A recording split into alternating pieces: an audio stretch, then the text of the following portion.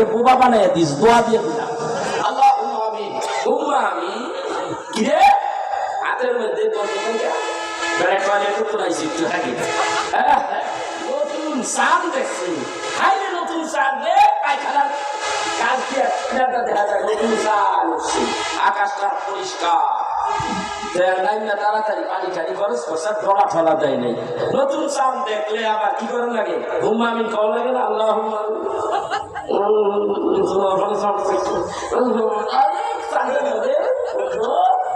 এবার বলেন চাঁদের লাগে গন্ধ না আর হাতের লাগে গন্ধ? হাতের মধ্যে গন্ধ। বাঙালি আমরা নষ্ট হয়ে গেছি, বাঙালি জীবনটারে ধ্বংস করে ফেললাম, দুর্গন্ধ বানিয়ে ফেলেছি। কথা মরে গেলে পচে যাবো।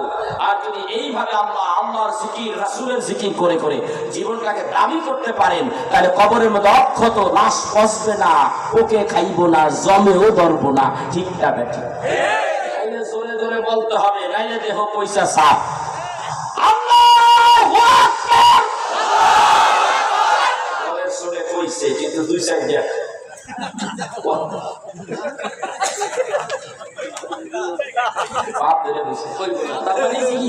বলবো না, আছে তো কিছু দেখতেছি, আমি তো উপরে, আমি তো আপনাকে মাথার উপরে বলছি, ঠিক আছে?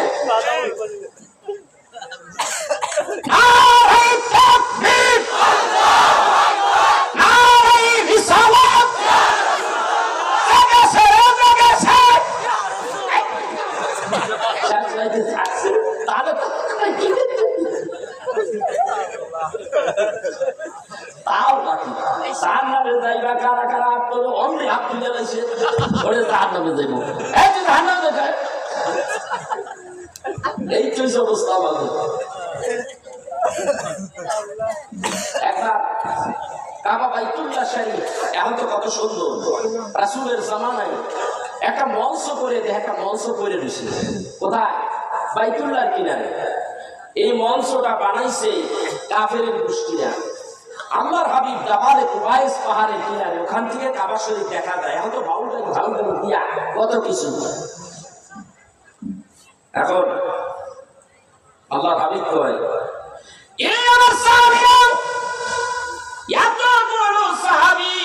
আমি তোদের সঙ্গে কথা বলতেছি, মনোযোগ সহকারে শুনতেছো তোমরা, কিন্তু আমি দেখতে পাই এখান থেকে কাবা বাইতুল্লাহ শরীফের কিনারে একটা মঞ্চ আছে।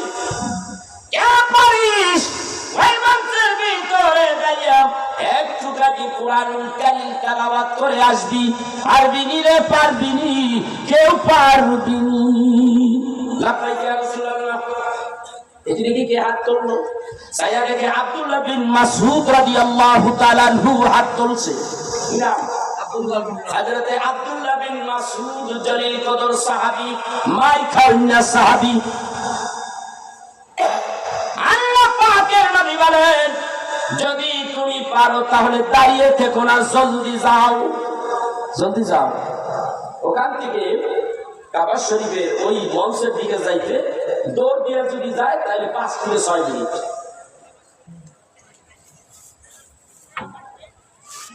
গেছে মঞ্চের উপরে দাঁড়াইয়া তেলাওয়াত শুরু করতে লাগলেন। সবাই আমার সাথে বলেন, আউযু বিল্লাহি মিনাশ শাইতানির রাজীম,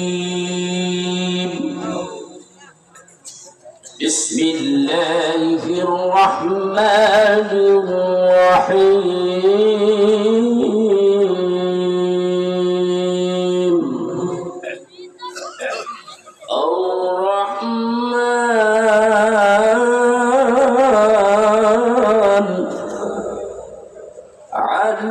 علمه البيان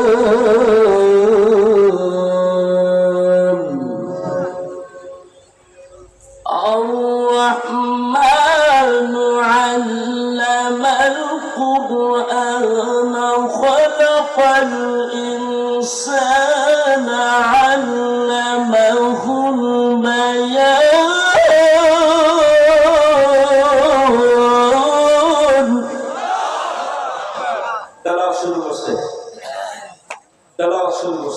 করতে করতে আগুইছি, আমিও কালকে পড়ি। তেলাওয়াত শুরু করছে, আউয়ে গেছে, গাবিনটা আউয়ে পড়ি নাকি করে মাহফিলের মধ্যে সবটা পড়া যাবে না, ঠিক না? خلق الإنسان من صلصال كالفخار وخلق الجان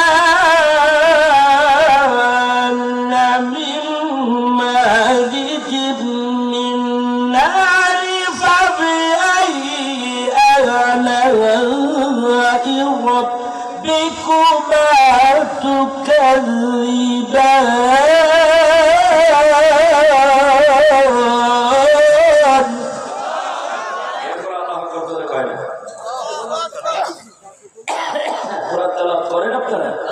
অভ্যাস নাই, এই জন্যই আল্লাহ আকবার বলে আয় না।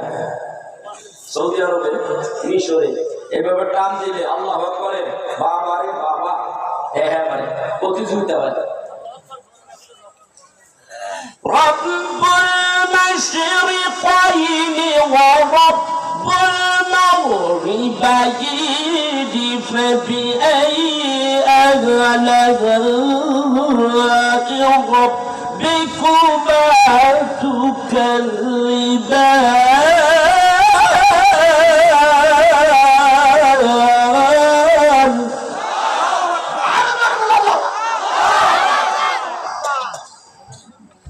প্রত্যেকটা আরবে 10 টাকা করে সুবহানাল্লাহ। হুজুর আপনি বলেন আপনার নাকি আমাকে কি? আপনি ধৈর্য সহকারে শুনলে আল্লাহর নবী বলে আপনার কপালে আছে 10 টাকা। সুবহানাল্লাহ। একটা নাকি বহুত পাহাড়ের সমান, একেবারে লম্বায় 13 কিলো, এমনি হইলো 9 কিলো, বহুত পাহাড় ওইরকম সমান একটা নেকি সমান। আল্লাহর হাবিব বলে দুনিয়া সব ধ্বংস হয়ে যাবে, উহুদ পাহাড় ধ্বংস হবে না। এই উহুদ পাহাড় আমার সঙ্গে জান্নাতবাসী হবে। আল্লাহু আকবার। গেছেন উহুদে? আল্লাহ, উহুদের কথা আজকে বলবো না, বদরের কথা বলবো আজকে, সেইটা বুঝেই আনতেছি। বদরের কথা কমপ্লিট করলে মোটামুটি আমার 4 ঘন্টা লাগে। এইটা কিতাবুল মাগাজি বুখারীতে আসছে, কামেল ক্লাসে পড়ানো হয়, টাইটেল ক্লাসে।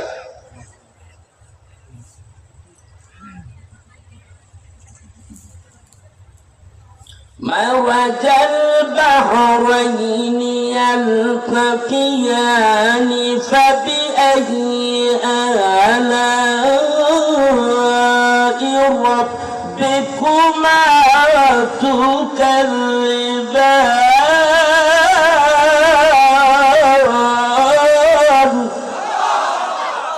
তেলাওয়াত চলছে, সাহাবীরা তেলাওয়াত করছে।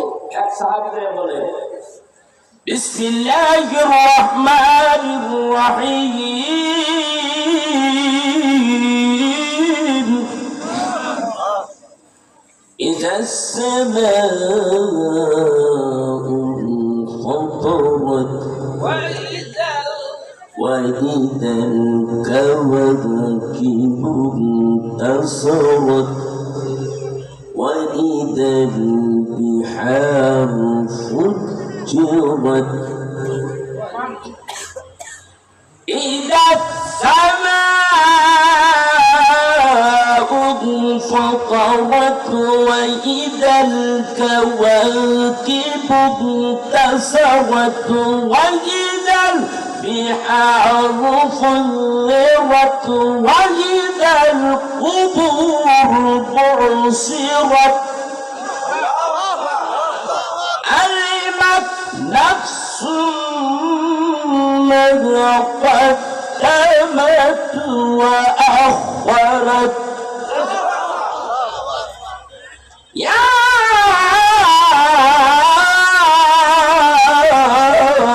أيها الإنسان ما غرك بربك الكريم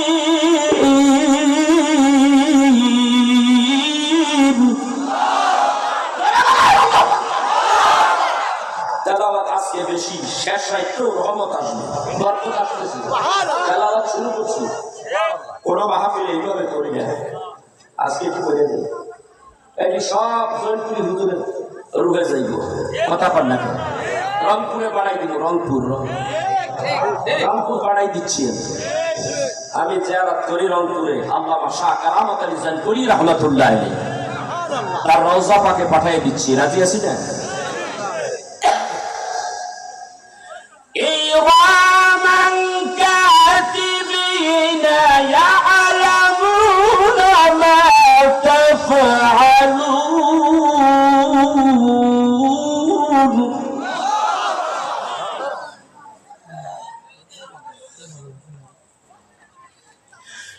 ইন্নাল আবরারা লাফি নাঈম ওয়া ইন্নাল ফুজ্জারা লাফি জাহিম।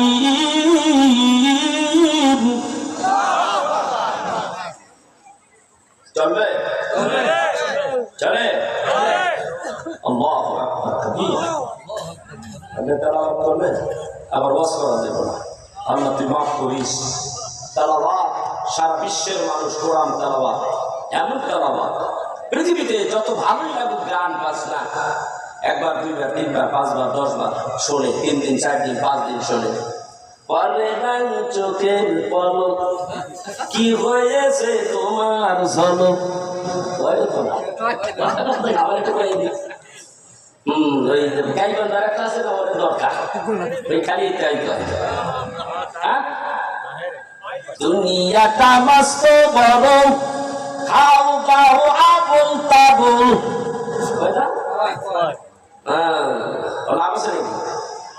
কয়েকদিন পরে এত ভালো লাগে, কয়েকদিন পরে আর ভালো লাগে না।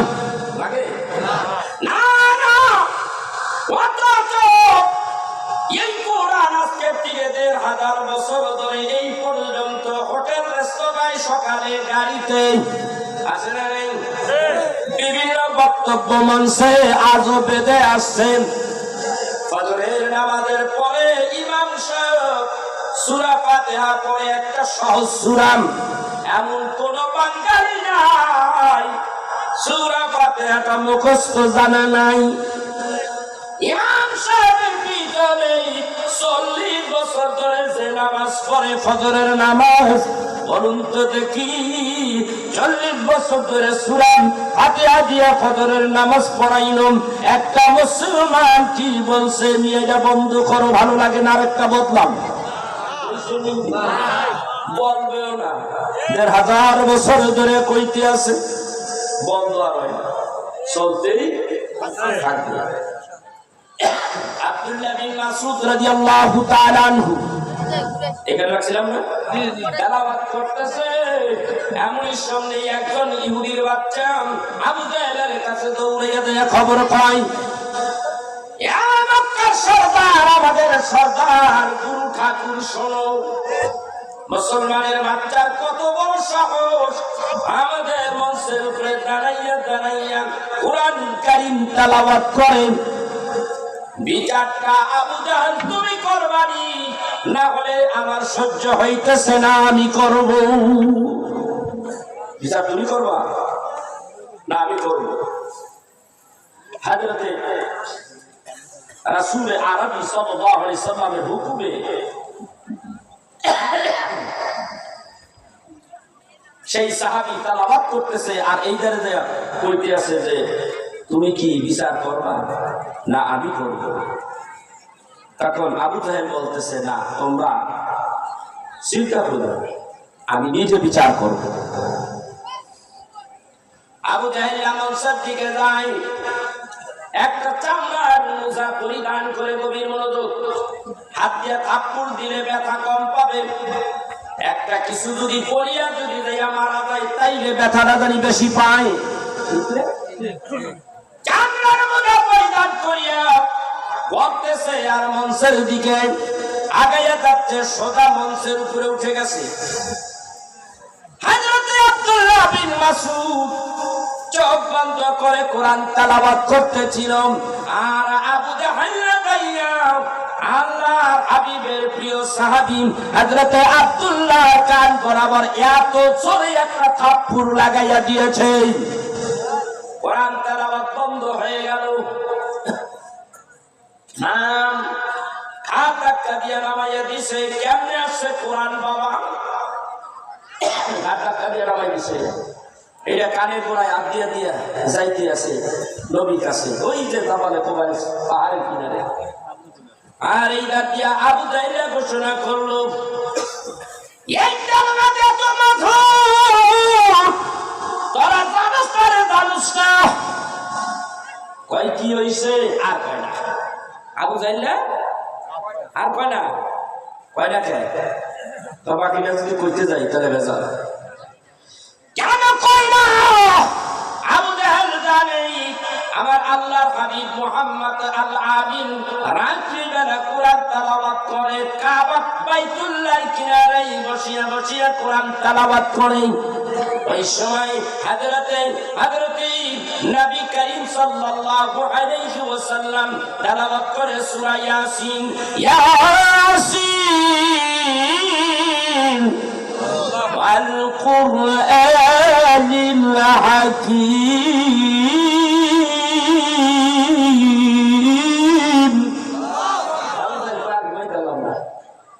বাইরে গেছে বাইরে কাবা শরীফের কিনারে এক জায়গায় আড়ালে বসে বসে শুনতাছে। উতবা আইছে, সাইবা আইছে, আবু সুফিয়ান আইছে, সব করা সুরের মতন বইবে কোরআন তেলাওয়াত শুনতেছে। মজা।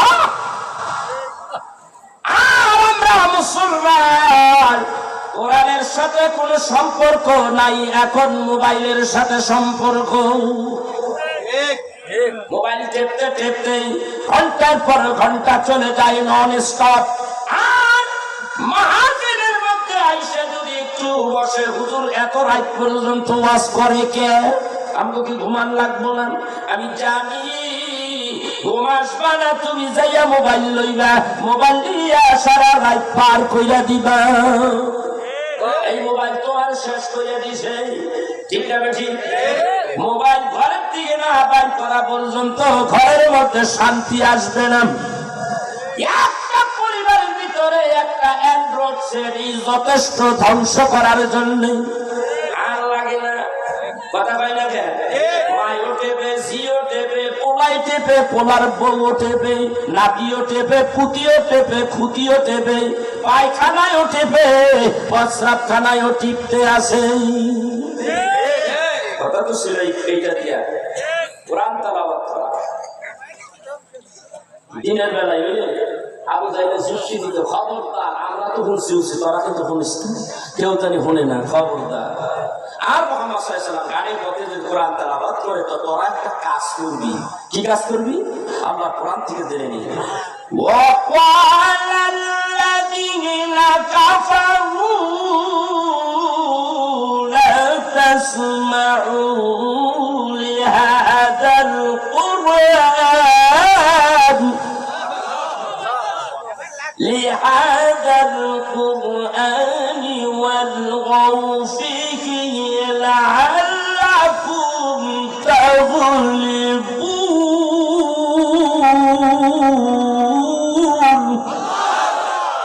কোরআন শরীফ পড়া ধরবো, তোরা খালি অট্টগোল করবি, হাউকাউ লাগাই দিবি শ্রবণ করার সময়, এবং আবৃত্তিকালে সরগম সৃষ্টি করো যাতে তোমরা বিজয়ী হও। কোরআন তেলাওয়াত করলে নবীজি তেলাওয়াত করলে যারা শুনে তারাই পাগল হয়ে যায়, হাত বাড়াইয়া দেয়, ইয়া রাসূলুল্লাহ কলেমা পড়াইয়া দেয়। আজকের বিষয়টা এটা না, আমার আরেক একটা কোরআনের, এই পবিত্র কোরআন কেমনে নাযিল হয়েছে বিস্তারিত কথা আমার কতগুলি ওয়াজ আছে ভিতরে, দেখবেন সুন্নি ওয়াজ মিডিয়া সার্ভিস, এটা সার্চ করে পেয়ে দেবে। একেবারে প্রত্যেকটা কথা আমি সুন্দরভাবে বলে দিচ্ছি। হযরত আব্দুল্লাহ আমার নবীর কাছে যায়, কানের মধ্যে হাত দিয়া যায়, নবীজির বাড়ি আর কাবা বাইতুল্লাহ যেখান থেকে নেমে আসছে, মাঝপথে আসিয়া দেখতেছে কানটা একটু ব্যথা করে। একটা সরিয়া দেখে হাতের মধ্যে রক্তে ভরে গেছে। আব্দুল্লাহ ডাকতে কয়, আবু জাহেল আমার কান ফাটাইয়া দিছে, রক্ত পড়তে আছে, এইগুলি যদি আমার রাসূল দেখে কষ্ট পাবে, কষ্ট পাবে। রক্তগুলি মুছিয়া মুছিয়া কানের গোড়ায় হাত দিয়া নবীর সামনে হাজির। একটু গভীর মনোযোগ, বড় বড় হৃদয় বিদারক কথা। আল্লাহর হাবিবের সামনে আসলে আল্লাহর হাবিব ডাক দিয়ে বলে, কিরে আব্দুল্লাহ, কোরআনুল কারীম তেলাওয়াত করতে এত তাড়াতাড়ি তুমি চলে আসলাম, তেলাওয়াত কি ভালো লাগে না তোমার? আব্দুল্লাহ কোনো কথা বলে না, কথা বলে না। আল্লাহর হাবিব জিজ্ঞাসা করে, আব্দুল্লাহ রে, কোরআন তেলাওয়াত করতে কি ভালো লাগে না? এত তাড়াতাড়ি তেলাওয়াত করে চলে আসলাম। ইয়া রাসূলুল্লাহ, ইয়া হাবিবাল্লাহ, তেলাওয়াত তো শুরু করেছিলাম গো নবীজি, আবু জাহেলের অত্যাচারে তেলাওয়াত শুরু করছি, কিন্তু বাকি করতে পারি নাই, শেষ করতে পারি নাই গো নবীজি। আবু জাহেল আমার একটা থাপ্পড় মাইরা মঞ্চের উপর থেকে নামাইয়া দিছে গো নবীজি। আমার এই মঞ্চের থেকে নামিয়ে দিয়েছে, ওরা তেলাওয়াত করতে দেয় নাই। কত কষ্টের তেলাওয়াত।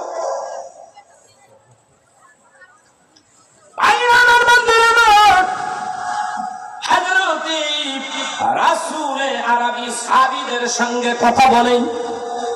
আব্দুল্লাহ এইভাবে কানের গোড়ায় হাত দিয়া ধরে রাখছে, মাঝে মাঝে রক্তগুলি বের হয়, একটু করে নবীর আড়াল হইয়া মুছে।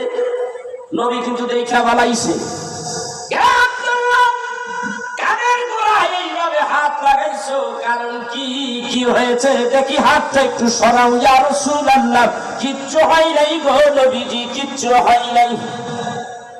আমি দেখবো তোমার কানের গোড়ায় এইভাবে হাত লাগাইয়া রাখছো, আমি একটু দেখি হাতটা সরাইলেই অমনি আব্দুল্লাহর কানের ভিতর থেকে বলকাইয়া বলকাইয়া রক্তগুলি জমিনে পড়তেছে। হায়রে হায়রে, হায়রে হায়রে ইসলাম, হায়রে হায়রে কোরআন। কোরআন রে, এত কষ্ট। আর আমরা মুসলমান ঘরের মধ্যে ওয়াজ তো আমরা করতেছি, আমাকে দফা রফা শ্বাস আমরা দেবো বেকারি করবো। কত যে সমস্যা হইতে আছে ভাই, 40 বছর এইখানে ব্যথা, এইখানে ব্যথা, ওইখানে গুটায়, এখানে গুটায়। আমি কেন গুটা একটু আগে এইগুলো ব্যথা করে চালা, আমি আমার কাম আমি করি, তোর কাম কি কর। যতদিন বেঁচে আছি বীরের মতো বাঁচব, আল্লাহ আল্লাহ রসুলের কথা কইয়া কইয়া বাঁচব। কথা কাটা তবু যদি বইয়া যায় শান্ত, কিয়ামতের দিন কবু আল্লাহ সান্ত্বনা একটা, তোমার কোরআন, তোমার রসুলের হাদিস, সুন্নিয়াতের পক্ষে ঘোষণা দিয়েছি, সুন্নিয়াতের পক্ষে কথা বলেছি, তেলাওয়াত করেছি, এটাই আমার সান্ত্বনা। কথা কয় না কেন ভাইরা আমার?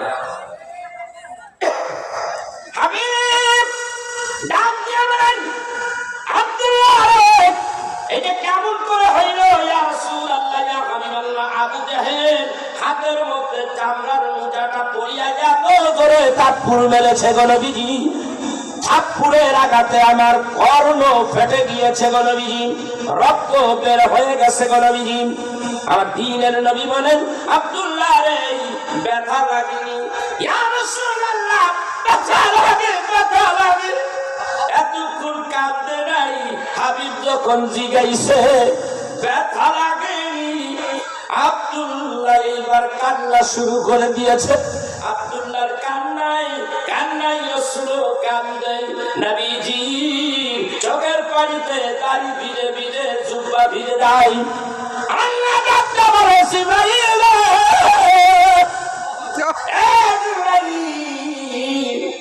দেরি করিস না রে জিবরাইল, আজকে আমি তোরে পাঠাইয়া দিলাম। জিবরাইল, আমার হাবিবের ওই মজলিসে যাইয়া হাজির হয়ে যা। হযরতে জিবরাইল আমিন আসতেছে আল্লাহর হুকুমে। আল্লাহ ডাকতে কয়, জিবরাইল রে যাবি না, কিন্তু এই যাওয়াটা কিন্তু কোন কোরআনের আয়াত নিয়ে, ওহী নিয়ে আমি তোরে পাঠাই নাই, একটা বিশেষ কাজে করে আমি পাঠাইতে আছি। যা যা, জমিনে যাবি। হাবিব কান্দে, আব্দুল্লাহ কান্দে, দুইজনের কান্নার মাঝখানে তুই একটু মুস্কি মুস্কি মুস্কি হাস দিয়া বিদায় হয়ে আসবি। খবরদার খবরদার, আজকের এই হাসির কথাটা কিন্তু বলবি না, ব্যক্ত করিস না, বলিস না, বলিস না। আব্দুল্লাহ আর আমার রাসূল কান্দে। এই অবস্থায় জিবরাইল এসে হাজির, একটু দূরে দাঁড়িয়ে আছে। যেই পরিবেশ, আব্দুল্লাহর কান ফাটাইয়া দেওয়া হয়েছে। আমি কান্দি, আমার সাহাবী কান্দে, অন্যান্য সাহাবীরা কান্দতে আছে। আমার মনে হয় এই অবস্থায় আজকে কোন আয়াতে কারিমা এসে গেছে। কি কারণে তুমি আসছো? জিবরাইল আমারে বলো। জিবরাইল ডাক দিয়া বলে, ইয়া রাসূলুল্লাহ, কোন কথা কয় না, কয় না, খালি হাসে। কি হয়েছে? আমি কান্দি, আমার সাহাবী আব্দুল্লাহ কান্দে, রক্ত পড়তেছে কান দিয়া। এমন অবস্থায় তুমি কাঁদবা, দুঃখ প্রকাশ করবা, আমাকে সান্ত্বনা দিলা, এটা না করিয়া এই অবস্থায় তুমি হাসতেছ, কারণ কি?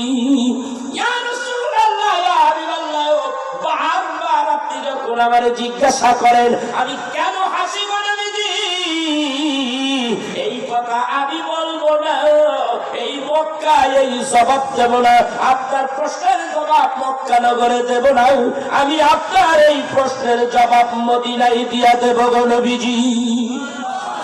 এই দেশে দিব না, মদিনায় দিব। রাসূল কয় আমি তো মক্কায়, মদিনায় দিবা। এই কইয়া জিবরাইল সোজা আল্লাহর হুকুম দিতেছে না। মুহাম্মদ হারে গজনা গুফতা, আনা গুফতা জিবরাইল। মুহাম্মদ হারে গজনা গুফতা, আনা গুফতা জিবরাইল। জিবরাইল হারে গজনা গুফতা, আনা গুফতা রব জলিল। আল্লাহ যদি জিবরাইলের কথা বলতে নির্দেশ না দেয়, জিবরাইল কোনো কথা বলে না।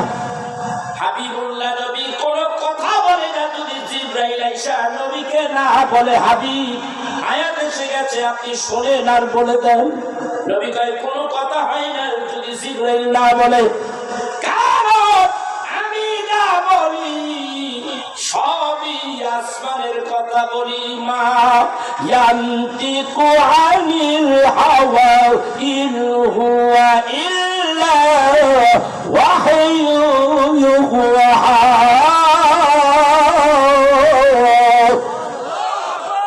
আমার নবী নিজের নফস প্রবৃত্তিকে অনুসরণ করে কোনো কথা বলে না। কাকে বলে? জিবরাইল বলতে কইলে নবী বলে সবই বলে আল্লাহর কথা, ওহি। জোরে বলেন সুবহানাল্লাহ। আল্লাহু আকবার। কয়টা বাজে? 4:10। মাগো দেড় ঘন্টা গেছে। আরো চলবে,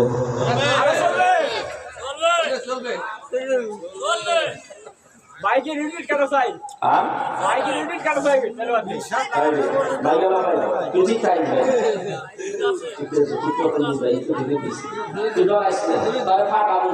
আমি যদি করি তাহলে ফাটবো,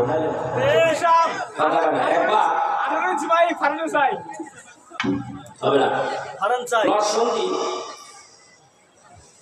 ওয়াজ করতেছি, মেয়েরা কয়েক দিক থেকে কিছু নেই, ওয়াল করা তো ওয়ালের চারিদিকে বিশাল ওয়াজ, মহিলারা হনি নেই। কি হয়েছে? কয়েক বুঝুন এখানে 6টা মাইক দেওয়া, সব ইউনিট কেটে গেছে, এদিকে আমি হনি নেই। ওর মাইকেরা রাখছি, দিলে তুই কি হচ্ছে? বুঝুন সেই সেখানে মারছেন পট পট, খালি বললাম পটাশ পট, 6টা গেছে। আরেকবার গেছেন টাঙ্গায়, ওয়াজ করে সকালবেলা যাইতেছি, মাইকওয়ালা খালি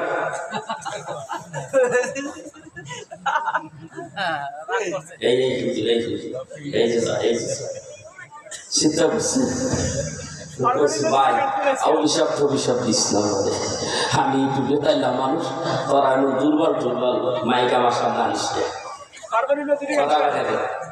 হ্যাঁ তুই ডরিস না ভাই, রহমত আছে, কথা বল না কেন?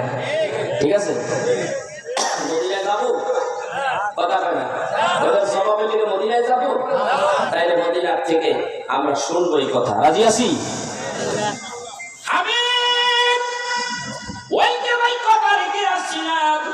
জিবরাইল ডাইকা বলে ইয়া রাসূলুল্লাহ ইয়া হাবিবাল্লাহ মক্কা থেকে 1000 মানুষ আসছে আপনি নবীকে মারবার জন্য আর সামনে রাখেন আপনি নবীকে মারবার জন্য গো নবীজি আপনি কিছু করার থাকলে করেন গো নবীজি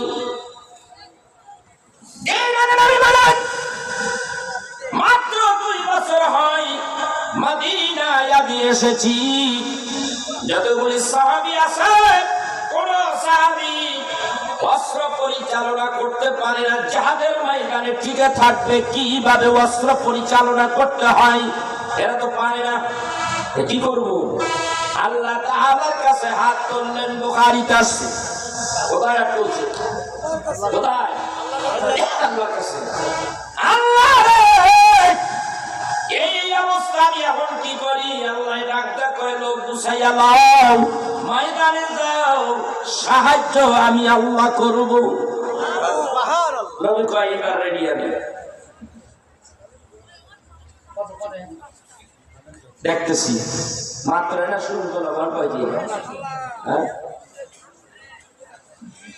আমার ভাইরা আল্লাহর হাবিব ডাকটা কয়া নবীকে মারবার জন্য ওগো মদিনাবাসী আমি নবীকে মারবার জন্য কাফেররা মক্কা থেকে অলরেডি রওনা দিয়েছে কে নবী আমি নবীর সঙ্গে জিহাদের ময়দানে আমি নবীকে মারবার জন্য আসতেছে আমার সঙ্গে সঙ্গী সাথী হইয়া ময়দানে জিহাদের ময়দানে কে যাবি রে কে যাবি ছোট্ট ছোট্ট বাচ্চারা হাত তোলে বৃদ্ধ লোকেরাও হাত তোলে ইয়াং পোলাপানও হাত তোলে নবী গো লয়া চলেন গো নবীজি আপনাকে মারবার জন্য মক্কার থেকে যেই কাফের আসতেছে গো নবীজি আপনাকে মারবার জন্য যারা আসবে আমরা জীবন দেব গো নবীজি আপনার গায়ে আচর লাগতে দেব না গো নবীজি আমাদের নিয়ে চলেন নিয়ে চলেন হাদিস শরীফের মধ্যে আছে জামিনে আমার এইভাবে বক্তব্য দিতে আসেন এইভাবে এর মধ্যে একজন সাহাবী আইসেন দাঁড়াইছে দাঁড়াইয়া খেজুর খায় কি খায় খেজুর খাইতে আসে আল্লাহর হাবিব বলেন বদরের ময়দানে জিহাদের ময়দানে যারা যাবে এরা সকলেই জান্নাতবাসী হয়ে যাবে এই কথা বললে আরব দেশের আঞ্চলিক ভাষায় বলে ওই লোকটা বাহ বাহ মানে বাহ বাহ বাহ বাহ বুখারীতে আসে তাই বাহ কত সুন্দর বাহ বাহ যদি তাই হয় আর তোর শৈল না ধৈর্য ধারণ করতে পারেনি খেজুর খাবেন এই খেজুরগুলি খাওয়া তার ধৈর্য কুলাইল না আল্লাহর জান্নাতে যেতে চায় জিহাদে যাবে খেজুরগুলি ধরিয়া বালুর মধ্যে নিক্ষেপ করলো ইয়া রাসূলুল্লাহ ইয়া হাবিবাল্লাহ নিয়ে চলেন গো নবীজি আপনি জান্নাতের পথে আমাদের নিয়ে চলেন আল্লাহর হাবিব মানুষগুলিকে ডাকতে কয় সবাই যদি এইভাবে যাও তাহলে তো বিপদ হয়ে যাবে যারা দুর্বল যারা অতি ছোট এদেরকে লইয়া যাদের ময়দানে গেলে বিপদ হয়ে যাবে তোমরা থাকো লাইন ধরো লাইন ধরো লাইন ধরো আমি বাছাই করি নবীজি আমার বাছাই করতে লাগলেন তুমি যাই না তুমি যাই না তুমি যাইতে পারবা না এইভাবে বাছাই করতে করতে 312 জন নিলেন কয়জন নিছে 312 জন নামাজ শেষ হয়ে গেছে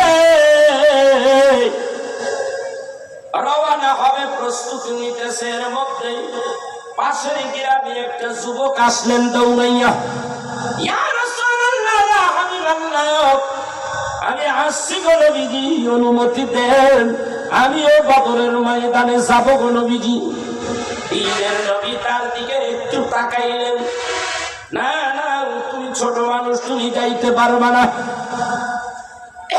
ইয়া রাসূলুল্লাহ ইয়া হাবিবাল্লাহ আমি ছোট মানুষ আপনি আমাকে অনুমতি দেন নবীজি দেন আমি পারবো না না তুমি ছোট মানুষ ডাক দিয়া বলে আপনার এই কাফেলার মধ্যে আমার একটা ভাই আছে, ওই ভাইটাও ছোট মানুষ, ওরে অনুমতি দিছেন, ওরে যদি অনুমতি দিতে পারেন আপনি আমারে দিবেন না কেন গো নবীজি? ও যাইতালে আমি যাবো না কেন? এ তোমার ভাই বলে মুআব্বিস। তুমি কে? আমি হলাম মুআস, আমার ছোট ভাই। আমি ছোট, আমি মুআব্বিস আর আমার ভাই মুআস 1 বছরের ছোট। ও যাইতে পারলে আমি যেতে পারবো।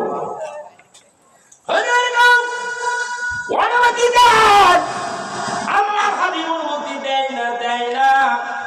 অনেক পিড়াপিড়ির পরে দিয়ে আল্লাহর হাবিবকে ডাকতে বলে, ইয়া রাসূলুল্লাহ, ইয়া হাবিবাল্লাহ, তাইলে একটা কাজ করেন গো নবীজি, আমি আমার ভাইয়ের সঙ্গে আমারে কুস্তি লাগাইয়া দেন, কুস্তি লাগাইয়া দেন গো নবীজি। কুস্তিতে যদি আমি আমার ভাইকে হারাইয়া দিতে পারি তাহলে আপনি আমারে যাইতে দিবেন নি গো নবীজি? কুস্তি লাগাই নবী কয়, আমি এত কথা কইলাম তোরে নিমুনা, তুই জাগা শোনে না, তা কুস্তিটা লাগাইয়া দিই, একটা ব্যবস্থা হোক, তারপরও কইতে পারবো জাগা। এখানে অনেক কথা। দুই ভাই সামনে, আমি কুস্তি লাগাবো, আমরা দুই ভাই কুস্তি লাগাবো।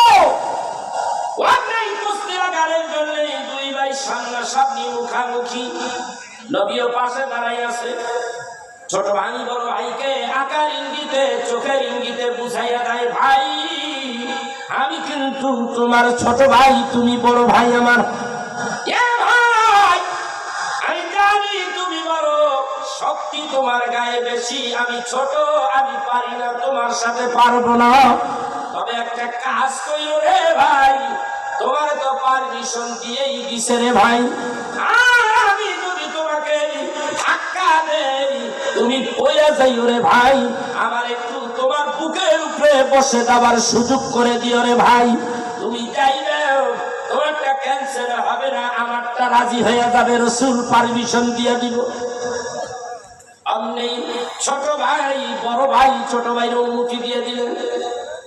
ছোট ভাই বড় ভাইকে এইভাবে ধাক্কা দিলে বড় ভাই হযরত খাবার অভিনয় করে জমিনে পড়ে গেল।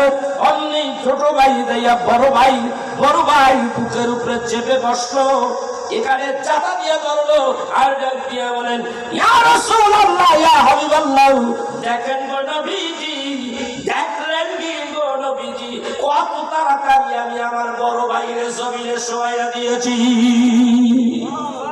আমার পারমিশন দিবেন গো নবী? নবী ডাক দিয়ে কয়, দিমু তো, আগে আমার একটা প্রশ্নের জবাব দাও।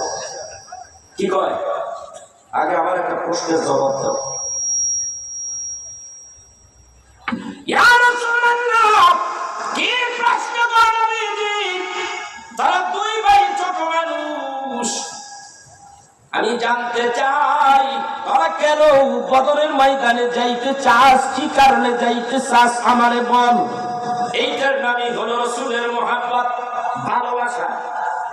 হুজুর, মূল কথা হোক যা আপনি জানেন না, জানাইতে চাইছিলাম না গো নবীজি, আপনি বাধ্য করেছেন যদি তাহলে শুনেন।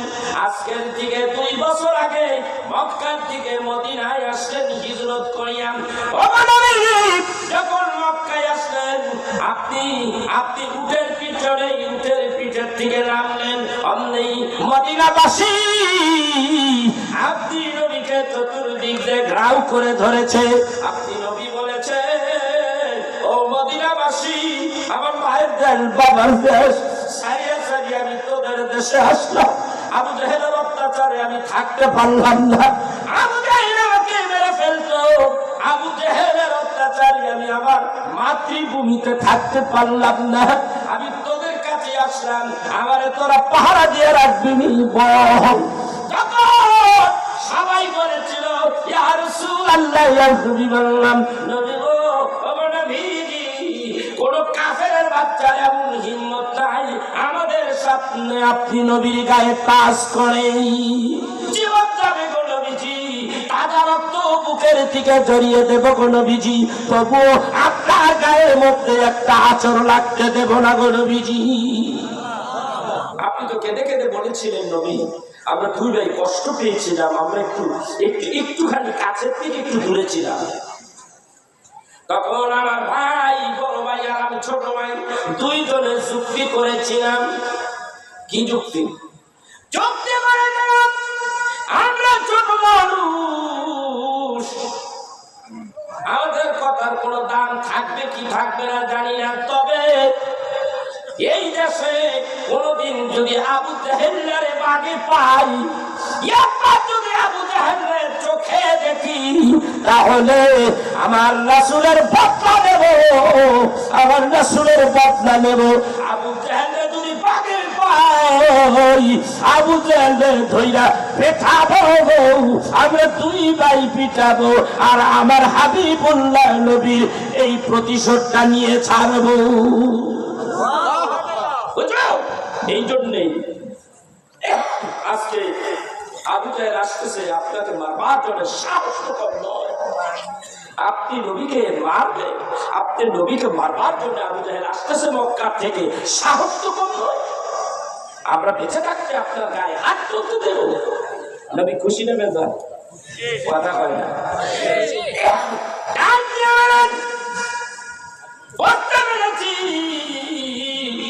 ছেলে দুইটা ছোট হইলে কি হবে, কিন্তু ছোট হইলে কি হবে, ভেতরে হিম্মত বেশি, কথা কয় না, পাওয়ার বেশি। আল্লাহ নবী ডাক দেখে যারে দাও আমি তবু দুই ভাইরে ময়দানে, জিহাদের ময়দানে যাওয়ার জন্য অনুমতি দিয়া দিলাম।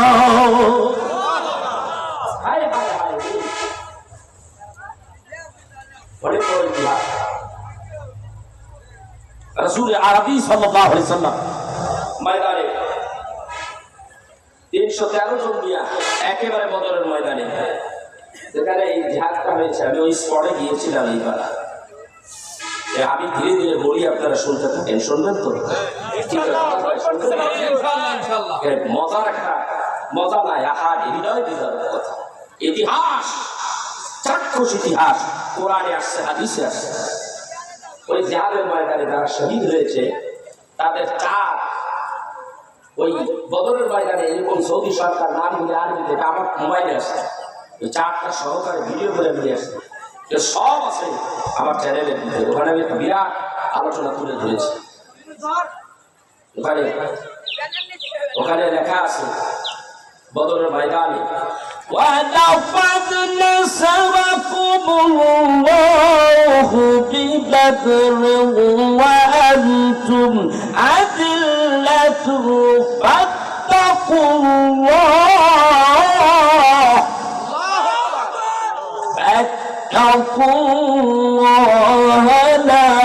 لَعَلَّكُمْ تَشْكُرُونَ।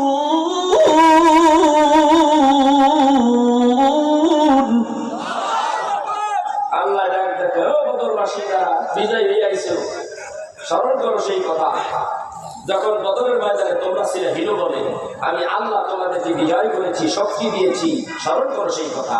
আয়াতটা দিয়ে 14 জন সাহাবীর নাম ওখানে কোট করে রেখেছে সৌদি সরকার আরবিতে। ওখানে দাঁড়িয়ে দাঁড়িয়ে আমি কেঁদেছি, আল্লাহর কাছে ক্ষমা চেয়েছি। ময়দানে আসলেন, বুখারীর হাদিসে আছে, হযরতে মুআজ মুহাদ্দিস দুই ভাই ময়দানে, হযরতে নবীর এক সাহাবী নাম আব্দুর রহমান ইবনে আউফ রাদিয়াল্লাহু তাআলা আনহু যুদ্ধের জন্য ওখানে বসেন, ওখানে দাঁড়িয়ে দাঁড়িয়ে প্রস্তুতি নিতেছে।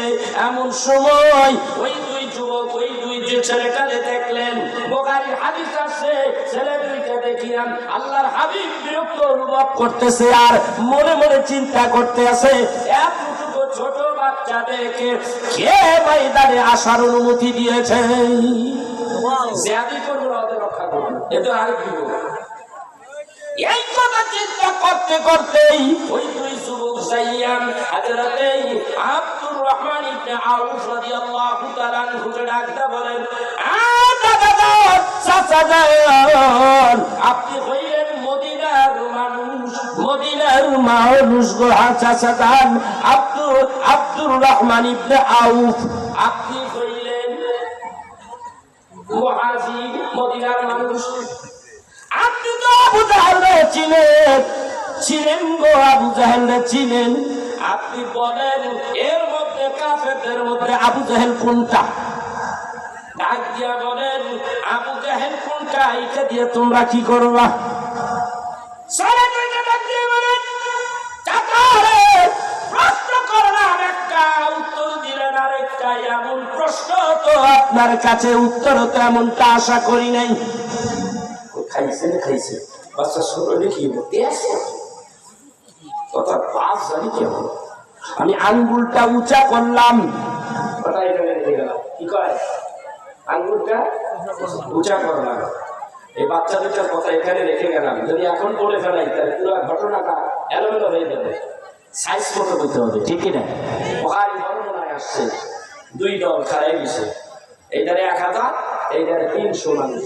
আর 13 জন অন্য অন্য কাজে।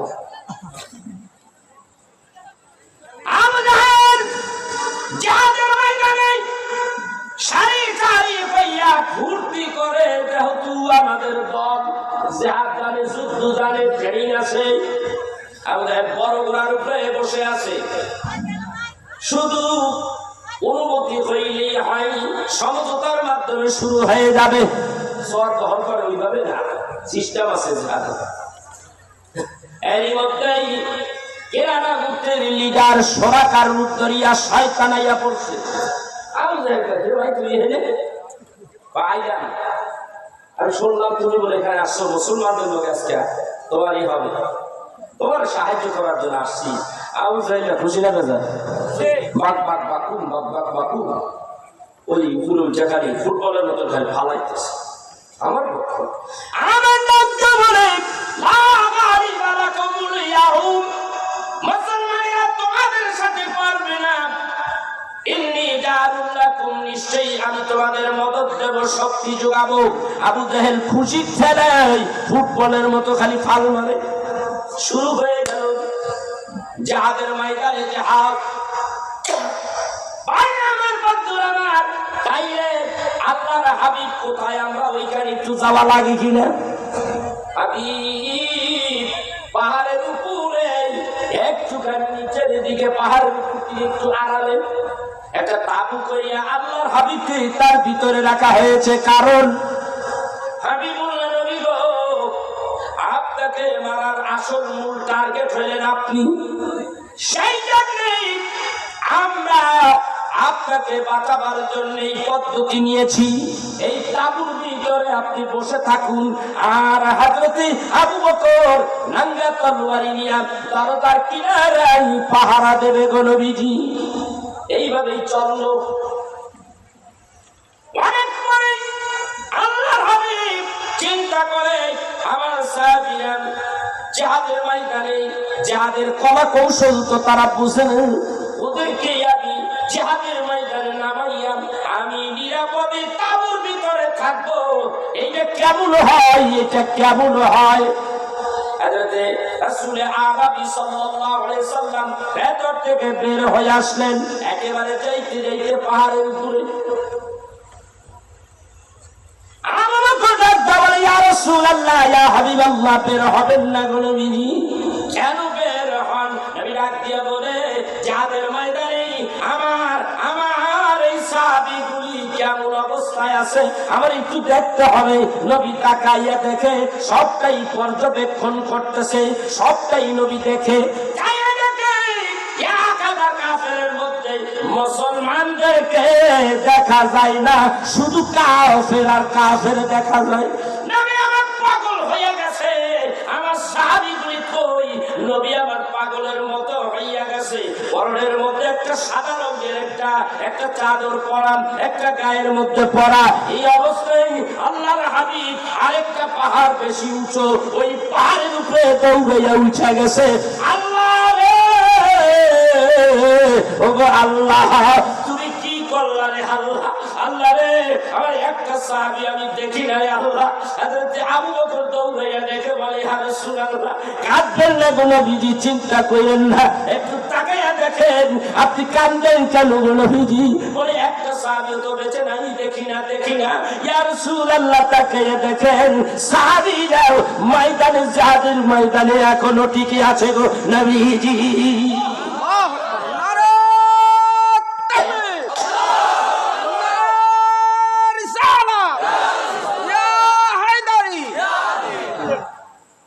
আরে কি বলবো?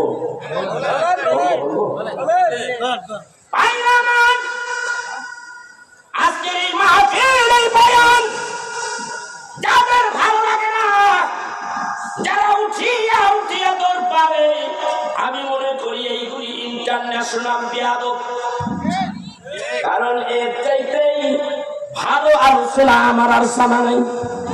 সরাসরি বুখারীর হাদিস থেকে আয়াত, বুখারীর হাদিস থেকে হাদিস বর্ণনা করতেছি রে বাবা।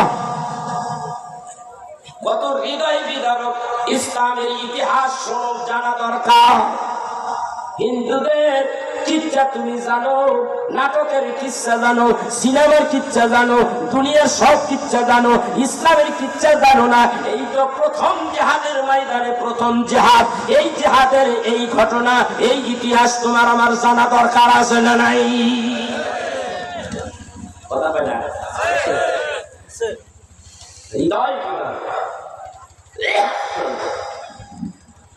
দিব টাকা দিব, টাকা পয়সা দিবেন না? দিবেন? আচ্ছা, টবে কেন?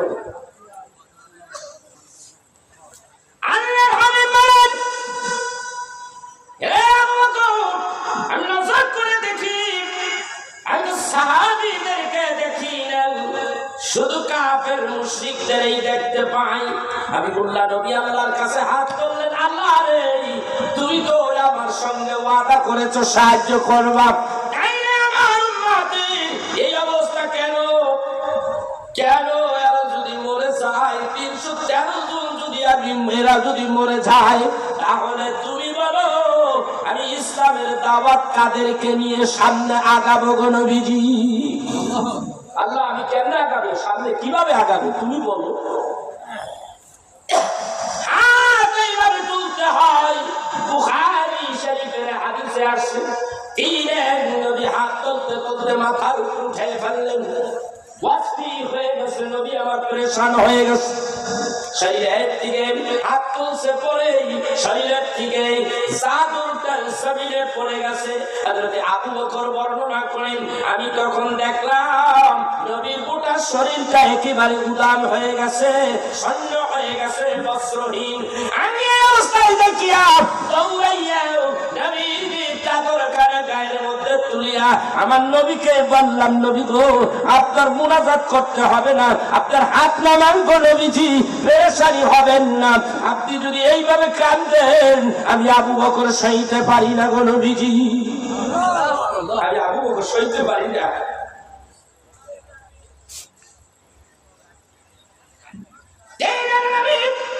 আবু বকরের কথা শুনে না, আল্লাহ ডাক দেখে, জিবরাইল তুই কই রে? জিবরাইল জমিয়ে যা, বদরের ময়দানে পাহাড়ের উপরে যান।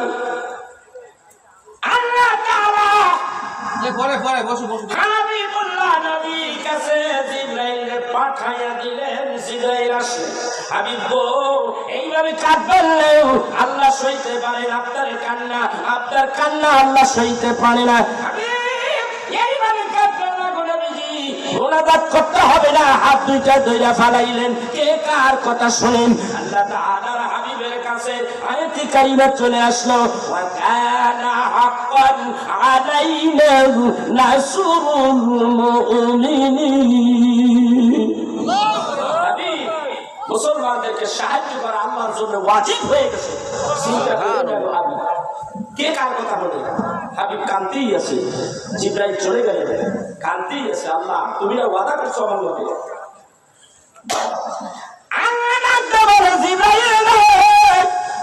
আবার যা আমার বন্ধুর কাছে, আবার যা। জিবরাইল জমিনে আসেন, আবার ডাক দিয়ে বলেন, হাবিব আপনি কাঁদবেন না, আরশে আজিমের মালিক আল্লাহ সইতে পারেন আপনার কান্না দেখে। মুনাজাত করতে হবে না গো নবীজি, চোখের পানি মুছে ফেলেন। আল্লাহ বলে দিয়েছেন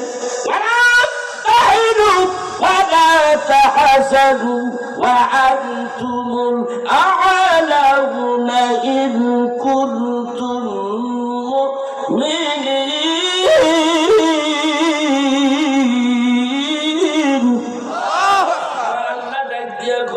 যদি মুমিন হও, যদি মুমিন হও, যদি ধৈর্যশীল হও, যদি মুমিন হও, আল্লাহ বলেন অপেক্ষা করো, বিজয় তোমাদের হাতে আমি আল্লাহ রেখেছি। নবী ভাবে না, কাঁদিয়েছে। ওই যে দেখেন এত পেরেশান হয়ে গেছে নবীজি আমার, দিনের নবী কান্দে আর কান্দে। এবার আল্লাহ ডাক দিয়ে বলে, কথা সংক্ষেপ করতেছি, আল্লাহ ডাক দিয়ে বলে আমার বন্ধুরে যাইয়া বল, আমার বন্ধুরে কান্দতে হবে না। জিবরাইল আসলেন, ইয়া রাসূলুল্লাহ, ইয়া হাবিবাল্লাহ, কাঁদা লাগবে না, আপনি কান্না বন্ধ করুন। আল্লাহ বলে দিয়েছে আপনি একটু আকাশের দিকে তাকান গো নবীজি। আল্লাহ বলছে আপনি তো আকাশের দিকে তাকান। হাবিব আকাশের দিকে তাকাইলেন, তাকাইয়া হাবিব আবার কান্না শুরু করেছিলেন। হাবিব কান্না শুরু করেছিলেন। হাবিব বলে আমি আকাশের দিকে তাকাইয়া দেখি আকাশের উপরে, স্বর্ণের উপরে অসংখ্য ফেরেশতা দাঁড়িয়ে আছে। আল্লাহ তাআলা ঘোষণা করে দিলেন ইন তাস্তাগিসুনা রাব্বাকুম ফাস্তাজাবা লাকুম আন্নী মুমিদ্দুকুম বিআলফিন মিনাল মালাইকাতি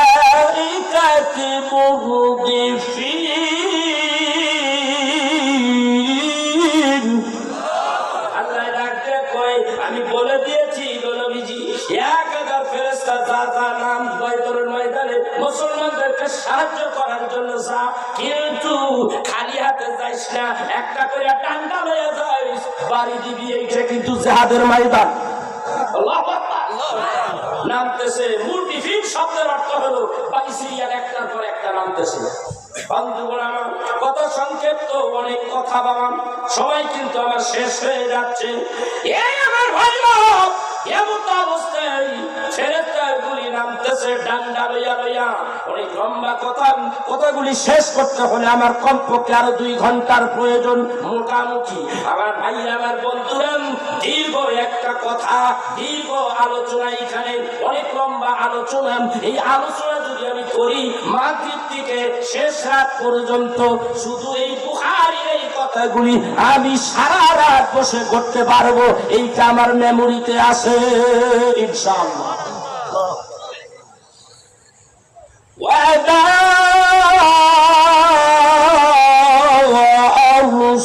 আরসালনাকা ইল্লা রাহমাতাল লিল আলামিন।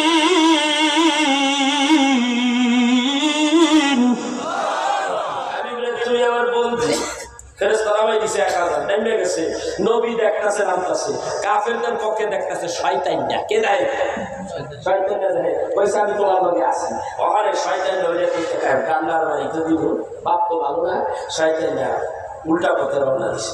সামনে আবু জাহেল বল, কি হইছে দোস্ত? কাল যাই ইন্নি বালিকুম বিকুম, আমি ভাগলাম ইন্নি আরা মা তারাউন। কেন ভাগতেছো? বলে ইন্নি আরা মা তারাউন, আমি যা দেখি তুমি তা দেখো না। আমি কি দেখতেছো? ওরে দেখতেছি যে ডান্ডা নিয়ে নামতেছে। ইন্নি আখাফুল্লাহ, আমি আল্লাহর এমনি ডরাই।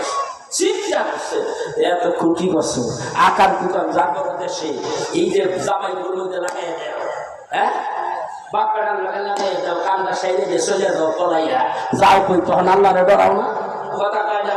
এই কিছু অবস্থা শয়তানের কথা এখানে রাখলাম। ওই যে মাআজের এই কথাগুলি আমার বলা হলো না, অনেক লম্বা ইতিহাস। মাআজ শহীদ হয় কেমনে, হৃদয় বিদারক কথা। ইনশাআল্লাহ আবার যদি সুযোগ হয় বাকি কথা বলবো। আপনারা একটু তারান্ত দেখি। দুজাহান করিতে দাও মাওলা রদিদায়া রবি আসি, সবাই আগে আসি। ইয়া রাসূল ইয়া হাবিব সালাম আলাইকা সালাওয়াত ইয়া রাসূল আল্লাহ সাইয়্যিদে ইয়া হাবিবাল্লাহ। নবী গো মন তো মানে না, নবী গো দিল তো বোঝে না, মন মানে দিল তো বোঝে না, মনে চায় যাব মদিনায় নবী। সবাই একটু আগায় আসি, কি সব আসবে আগায় আসি। রাসূল ইয়া হাবিব সালাম আলাইকা সালাম। সবাই বসে যাই। صلوا عليه وآله لا إله أوصيا لا إله সবাই বসেন লা ইলাহা লা ইলাহা ইল্লাল্লাহু মুহাম্মাদুর রাসূলুল্লাহ সাল্লাল্লাহু আলাইহি ওয়াসাল্লাম। আমার ভাইরা, আমার বন্ধুরা, আজকে সৈয়দপুর দরবার শরীফে আমরা বসে বলেন ভাইরা, ওয়াজ মাহফিলের কাছে বসে যাই। ভাইরা ভাইরা কোন মাহফিলের কাছে চলে যাও। আমার বাবা দিয়াম আমি আপনার উম্মত হয়ে